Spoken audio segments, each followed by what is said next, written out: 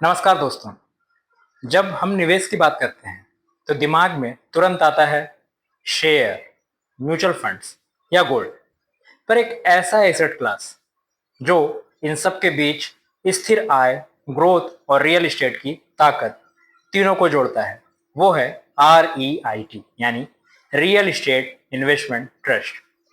भारत में रीट्स अब सिर्फ रियल एस्टेट का हिस्सा नहीं है, बल्कि इक्विटी कैटेगरी के रूप में मान्यता पा चुका है। और ये बदलाव छोटा दिखने वाला, लेकिन दूरगामी यानी बहुत दूर तक असर देने वाला है।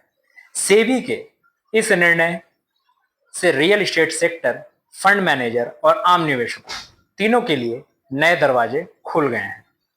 सीधे शब्दों में अगर बताया जाए तो रिट एक ऐसा निवेश साधन है जो आपको आय पैदा करने वाली रियल एस्टेट संपत्तियों में बिना खुद प्रॉपर्टी खरीदे निवेश करने देता है। रिट अपने निवेशकों से पैसा इकट्ठा करता है और उस धन को बड़े बड़े ऑफिस पार्क, मॉल, होटल या डेटा सेंटर जैसी कमर्शियल बिल्डिंग में निवेश कर देता है। इन संपत्तियों से मिलने वाला किराया और पूंजी वृद्धि रिट के यूनिट होल्डर्स को डिविडेंड और रिटर्न्स के रूप में मिलती है। भारत में अधिकतर REITs grade A office space पर केंद्रित हैं, जहां मल्टीनेशनल कंपनियां किराएदार होती हैं। इसलिए इनसे आने वाली आय स्थिर मानी जाती है। पहले रिट को हाइब्रिड इंस्ट्रूमेंट्स की श्रेणी में रखा गया था, यानी न पूरी तरह इक्विटी न पूरी तरह डेट। पर अब सेबी ने इन्हें इक्विटी इंस्ट्रूमेंट्स के रूप में मान्यता दे दी है। तो इसका मतलब क्या हुआ? इसका मतलब है अब म्यूचुअल फंड, पीएमएस और निवेशक, आप जैसे, हमारे जैसे, इन्हें अपने इक्विटी एलोकेशन में शामिल कर सकते हैं। इससे इनके प्रति पारदर्शिता, लिक्विडिटी और निवेश का भरोसा तीनों बढ़ेगा।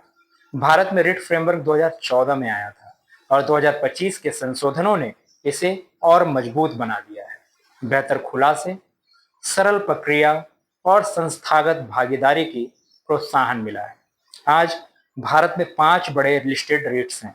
पहला, एम्बेसी ऑफिस पार्क रेट। दूसरा, mind space business park rate.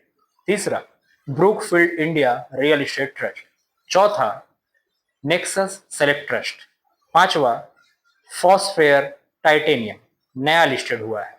इन पांचों में Q1 FY26 में मिलकर लगभग 14% साल दर साल रेवेन्यू ग्रोथ दिखाई है। नेट प्रॉफिट में भी 10 से 15% तक का सुधार देखने को मिला है। एम्बेसी रेट ने 1060 करोड़ का रेवेन्यू दर्ज किया है।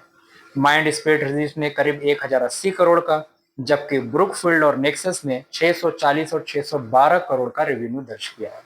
इनका ऑपरेटिंग प्रॉफिट मार्जिन लगभग 70% से ज्यादा है, जो वैश्विक स्तर पर भी शानदार माना जाता है। अब जानते हैं इसके बेनिफिट्स क्या हैं, फायदे क्या हैं। पहला, स्थिर आय यानी स्टेबल इनकम। रिट्स को अपने मुनाफे का कम से कम 90% निवेशकों में डिविडेंड के रूप में बांटना होता है। इसलिए आपको हर तिमाही नियमित आय मिलती है। दूसरा, विविधता यानी डाइवर्सिफिकेशन। रिट आपको रियल एस्टेट का एक्सपोजर देता है बिना कोई संपत्ति खरीदे। यह आपके पोर्टफोलियो को संतुलित रखता है और इक्विटी बाजार की अस्थिरता को कम भी करता है। तीसरा, लिक्विडिटी।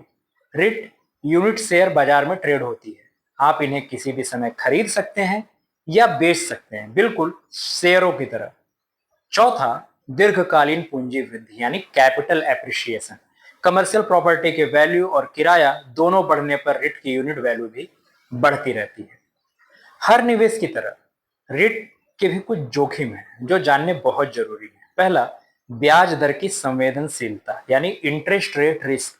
जब ब्याज दरें बढ़ती हैं तो निवेशक फिक्स्ड डिपॉजिट या बॉन्ड की ओर चले जाते हैं, जिससे रिट के रिटर्न्स अपना आकर्षण खो देते हैं। दूसरा, रियल एस्टेट का चक्र यानी रियल एस्टेट साइकिल।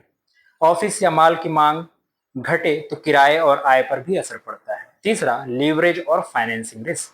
कई रिट विस्तार के लिए कर्ज लेते हैं। अगर ब्याज दर बढ़ी तो मुनाफे पर दबाव आता है। चौथा, कंस्ट्रक्शन रिस्क। भारत का रिट बाजार अभी छोटा है, मुख्य रूप से मुंबई, बेंगलुरु और पुणे तक सीमित है। इससे क्षेत्रीय मंदी का असर सीधे पड़ सकता है। पांचवा, वैल्यूएशन मिसमैच। कई बार बाजार की उम्मीदें बहुत ऊंची होती है, जिससे अल्पकालीन अस्थिरता आती है, यानी short term volatility. Q1 FY26 में भारत के सभी रिट ने मजबूत परिणाम दिए। औसतन 14% year on year revenue growth, लगभग 12% net profit growth, dividend yield भी करीब 6% के आसपास रही, जो किसी फिक्स्ड इनकम साधन से बेहतर है। सेबी की नई इक्विटी क्लासिफिकेशन घोषणा के बाद रेट यूनिट्स में 5 से 6% की तेजी दर्ज की गई है, क्योंकि इसे इक्विटी में क्लासिफाई किया गया।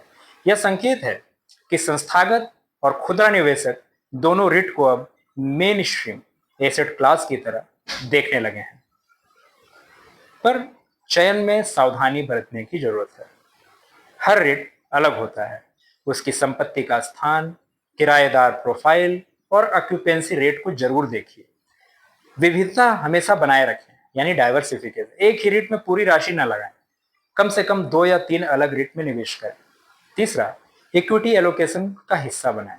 अपने कुल पोर्टफोलियो का 5 से 7% हिस्सा ही रिट में रखना उपयुक्त है।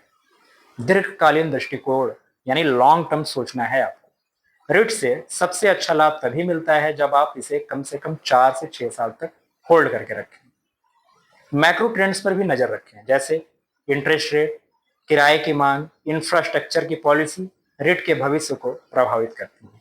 दोस्तों, भारत में रिट अब शुरुआती दौर से आगे निकल चुका है, पर कुछ समय के बाद धीरे धीरे मैच्योरिटी की ओर भी बढ़ेगा। इसकी ग्रोथ कहानी भारत के शहरीकरण, सेवा क्षेत्र की मांग और विदेशी निवेश से जुड़ी हुई है। एम्बेसी और माइंडस्पेस जैसे रिट्स भारत के आईटी कॉरिडोर के दिल में खड़े हैं, जहां किराएदार माइक्रोसॉफ्ट, गूगल और एक्सेंचर जैसे कंपनियां हैं। Nexus select trust retail malls का बादशाह बन चुका है। फोनिक्स और इनऑर्बिट जैसे इसके पोर्टफोलियो में मॉल्स हैं। इन सबके पीछे एक कॉमन संदेश है। भारत में अब रियल एस्टेट में निवेश सिर्फ अमीरों का खेल नहीं है। हर निवेशक अब रिट के जरिए उसी आय उत्पादक परिसंपत्ति में हिस्सा ले सकता है, जहां पहले सिर्फ संस्थान निवेश करते थे। तो दोस्तों, रियल एस्टेट भारत की अर्थव्यवस्था की बैकबोन मानी जाती है, और अब रिट्स इसे निवेश की नई परिभाषा दे रहा है। ये आपको देता है किराए, लॉन्ग टर्म कैपिटल एप्रिसिएशन और बैलेंस इक्विटी पोर्टफोलियो। सोचते रहिए, समझते रहिए और इन्वेस्ट कर लो भाई। मिलते हैं अगले एपिसोड में किसी ऐसे ही दिलचस्प एनालिसिस के साथ। Thank you.